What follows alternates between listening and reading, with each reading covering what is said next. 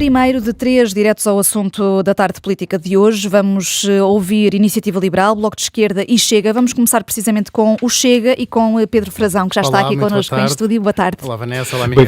Bem-vindo, Pedro. Conhecido que já é ao programa de governo, o Chega mantém a intenção de votar contra a moção de rejeição do PCP? O Chega até faz uma oposição responsável, embora exigente, e obviamente esta moção de rejeição precocemente avançada pelo PCP é totalmente, além de ser inofensiva e inócua, porque vem de um partido que tem pouquíssimos deputados e tem uma representação muito marginal, é uma moção de rejeição que não apresenta uma solução governativa, portanto não apresenta uma maioria alternativa à maioria que agora governa o país e que, portanto, iria mergulhar o país num caos eleitoral novamente, ainda por cima com novas eleições europeias à porta, e não iria trazer nada de benéfico para o país, não iria permitir aos portugueses avançarem nas suas condições de vida, não permitiria fazer as reformas que são necessárias e, portanto, obviamente, acho que nem vale a pena perdermos muito tempo a discutir esse assunto. Mas este programa que foi agora apresentado, imagino que não tenha conseguido ler ainda todas as 185 páginas, mas é um bom programa? O Chega sente-se de alguma forma representado?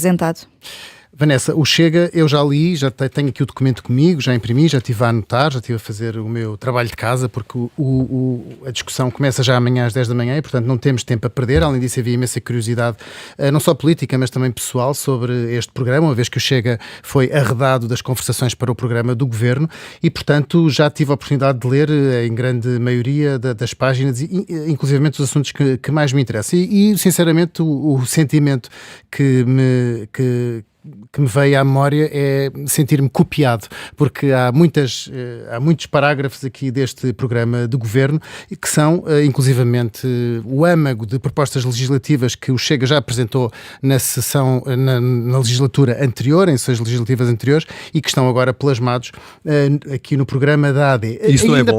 Isso não é bom, Pedro? É bom, mas era bom também existisse a inteligência e a honestidade intelectual por parte da AD de então não nos chamarem extremistas quando vimos querer, por exemplo, fazer o estatuto do arguido colaborador. O Chega apresentou, estou a falar concretamente das medidas anticorrupção, o Chega apresentou, o PSD votou contra ao lado do PS. Regulamentar o lobby, que também está aqui no capítulo anticorrupção.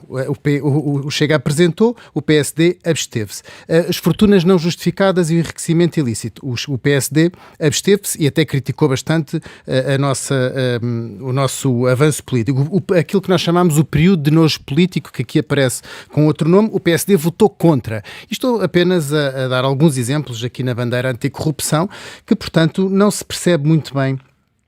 Ou, por exemplo, no segundo pilar, onde o PSD afirma que deve agravar o regime sancionatório, agravar as penas acessórias, proibir o exercício da função pública, e quando foi o Chega a avançar com estas medidas na legislatura anterior, fomos automaticamente catalogados de populistas, extremistas, castigadores da classe política, e portanto não se percebe como é que agora isto aparece aqui neste programa da AD, com uma enorme...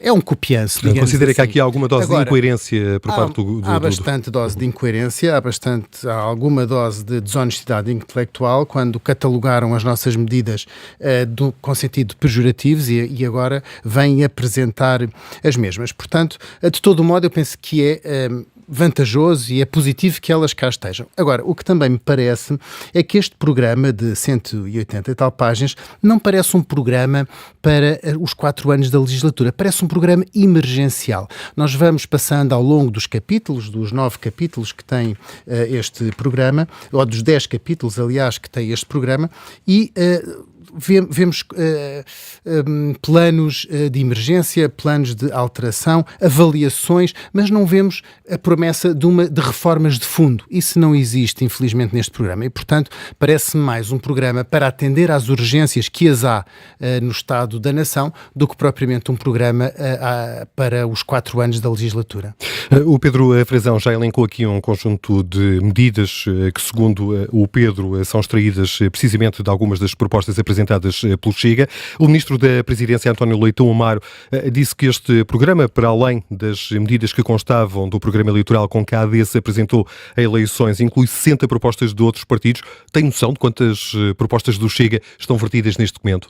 Não tenho, ainda não fiz essa contabilidade. Agora, eu também gostava que o Sr. Ministro Leitão Amaro tivesse tido a franqueza, a simpatia e a abertura para o diálogo, para então vir perguntar aos partidos quais é que seriam as propostas que achariam mais importantes estarem plasmadas no seu programa. É porque esse diálogo não existiu. Existiu um muro de betão entre, pelo menos falo pelo Chega, em que não existiu a menor abertura para o diálogo, e agora vêm dizer, com toda a pompa e circunstância, vangloriando-se de que puseram 60 medidas de outros partidos. Não identificam quais, nem identificam que medidas são essas. Portanto, podiam, em primeiro lugar, deviam ter perguntado aos partidos, nomeadamente ao Chega, quais é que seriam aquelas mais importantes para estarem plasmadas no programa da governação e depois identificá-las à cabeça, e é como se estivessem a passar um trabalho de casa aos senhores jornalistas e também aos outros partidos políticos. Mas se o Chega se sente copiado, como referiu, e se admite que é bom medidas, várias delas, estarem integradas neste programa de governo,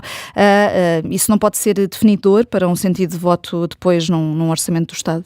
O Chega não vai ter uma oposição responsável, mas uma oposição que vai ver com todo o cuidado aquilo que vai ser feito no país. E antes de falarmos, Vanessa, no Orçamento de Estado para 2025, também era bom que o Governo, então, viesse esclarecer de uma vez por todas se existe orçamento retificativo ou se não existe orçamento retificativo. Porque parece que a palavra de Montenegro é muito válida para o não é não, mas já não é assim tão válida para o orçamento retificativo. O próprio Luís Montenegro, em novembro do ano passado, afirmou que iria existir um orçamento retificativo e utilizou a palavra inevitável, dizendo que seria inevitável porque este orçamento do PS era o pior orçamento de sempre e ele não iria governar com este orçamento. Depois também Hugo Soares e o próprio Leitão Amaro, que hoje tem responsabilidades de bastante proeminência dentro da AD e do PSD, vieram também afirmar o mesmo durante a campanha eleitoral e hoje ainda não sabemos qual é a decisão do Sr. Primeiro-Ministro e do Ministro das Finanças para esse orçamento retificativo. Mas o que eu queria perceber era só, no plano das intenções do Chega, pelo menos, se é importante, se o que define a atuação do Chega serão as políticas que estarão previstas neste programa de governo, se o que podemos esperar é essa tal oposição responsável, mas havendo muitas medidas até no programa de governo que até possam aprovar e merecer um voto favorável no orçamento do Estado, ou se podemos estar à espera de um ajuste de contas, tendo em conta essa desonestidade intelectual de que falava. Não, Vanessa, não existirão ajustes de contas porque a nossa postura na política não é uma postura revanchista. A nossa postura na política é uma postura de fazer avançar o país. Obviamente que eu utilizei esse termo do sentir-me copiado, mas, em boa verdade, dentro do meu coração, eu até estou feliz por ver estas medidas plasmadas no programa do governo, porque nós não estamos aqui em competição de notas num qualquer teste numa faculdade, estamos sim a querer avançar o país para melhores políticas, melhores condições de vida para os portugueses, mais progresso e uma maior economia. E, portanto, se de facto as medidas que o Chega apresentou anteriormente mereceram o mérito de estarem agora plasmadas neste programa, ótimo para o país, não deixaremos de, obviamente, sinalizar essa paternidade e também a maternidade, já agora, destas medidas. Mas posso-lhe falar noutra, por exemplo, quando tentam equiparar o salário mínimo às pensões mínimas, dizendo que o complemento solidário para idosos deverá chegar aos 800 e pouco euros em 2028, a única reserva que eu tenho nesta medida, que também foi lançada para a praça pública pelo Chega, de igualar o salário mínimo nacional às pensões mínimas, seja por via da própria pensão ou pelo complemento solidário para idosos. Depois o mecanismo financeiro acaba por ser menos importante. O que interessa é que, de facto, os nossos idosos recebam pensões que sejam dignas.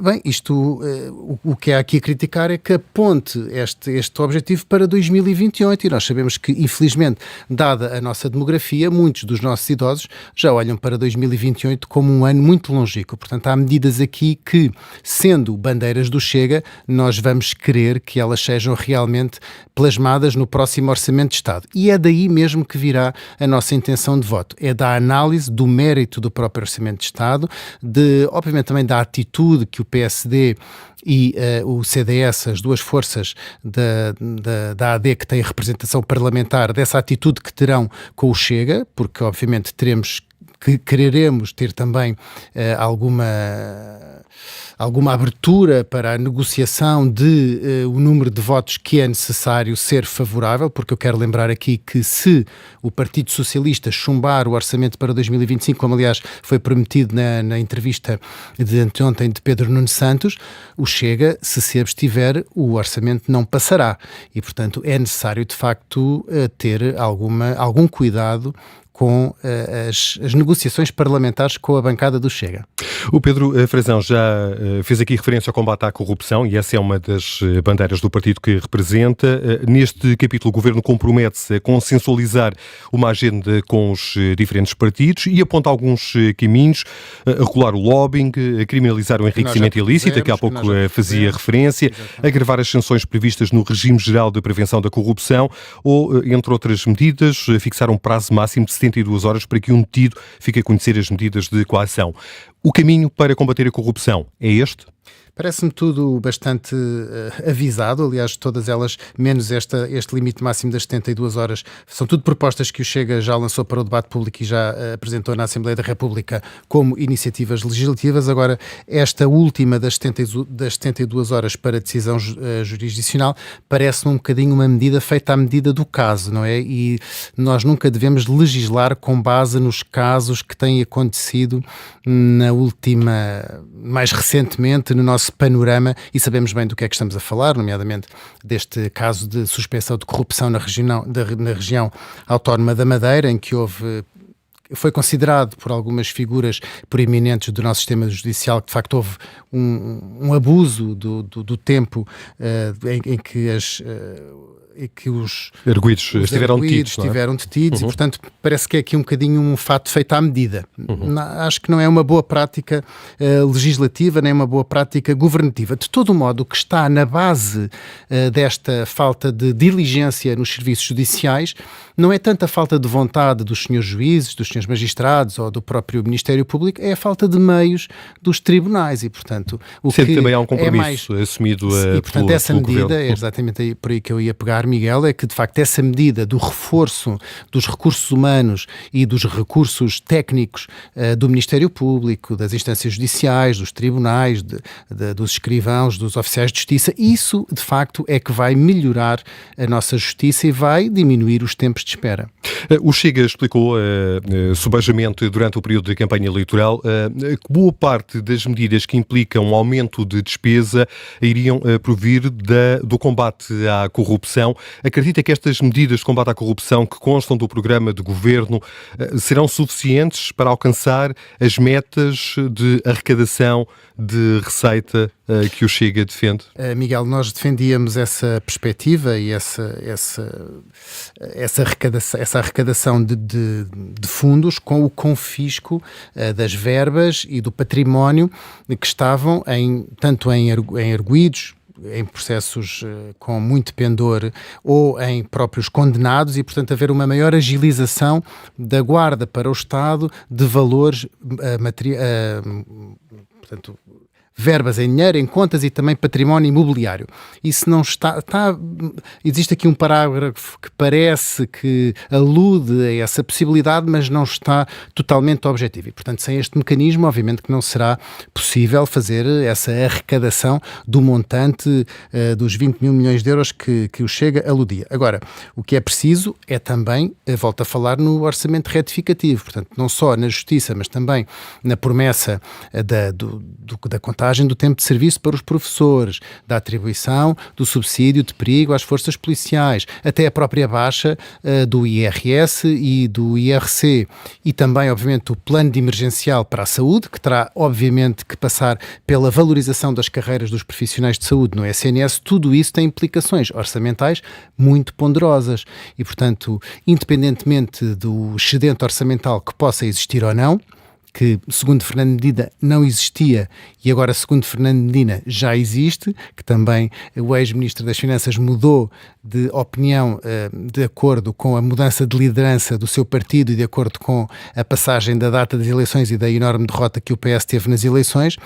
Mas, portanto, independentemente do excedente orçamental que exista ou não exista, eu penso que para Luís Montenegro poder entregar todas as suas promessas eleitorais, vai ser necessário um orçamento retificativo e tem que ser rápido, porque se Luís Montenegro se autopropôs a resolver uma série de assuntos em 60 dias, esses 60 dias baterão em junho e, portanto, o relógio está a contar. Já percebi que é importante para o Chega perceber se vamos ter ou não um orçamento retificativo. É uma prioridade, esse esclarecimento. É muito importante, Miguel, porque nós advogamos que os portugueses, tendo ditado um resultado eleitoral que deu uma enorme derrota ao PS e a toda a esquerda já agora, e veio colocar 138 deputados de direita ou do centro-direita no Parlamento, é porque de facto estavam muito descontentes com a governação anterior e estão expectantes pelas justas promessas eleitorais que foram feitas. Mas há algum problema que estas promessas sejam cumpridas no âmbito do orçamento a apresentar em outubro e não no orçamento retificativo mais cedo, portanto? O problema é o bolso dos portugueses e é o problema dos meses de espera que os portugueses terão e